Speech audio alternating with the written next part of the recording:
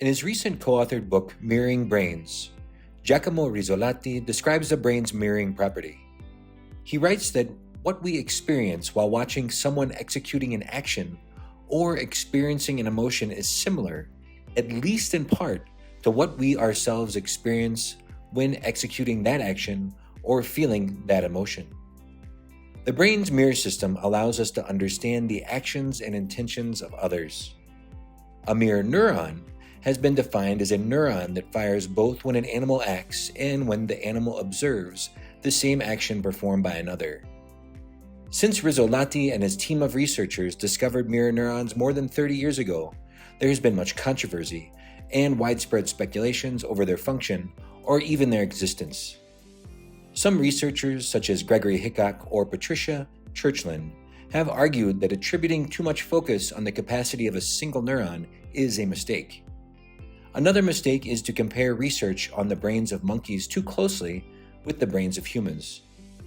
Gregory Hickok also argues that systems in the brain that help us understand the actions and intentions of others are more complex than what some exaggerated studies suggest. Amy Banks, formerly a professor at Harvard Medical School, in her book Wired to Connect, finds it more accurate to focus on a brain-wide mirroring system rather than specific mirror neurons. Rizolatti himself admits an error of perspective from their earlier studies that focused too heavily on the premotor cortex or parietal lobe. Since their first discovery, mirroring properties have also been discovered in other brain regions, such as the amygdala, insula, and cingulate gyrus. Some studies have found that Botox, which deadens the nerves of the face, decreases the ability to understand the emotions of others because it decreases our capacity to mirror them ourselves. Other studies have found that our insula is activated when we see another person experience an emotion, such as disgust, as if we are feeling the same emotion ourselves.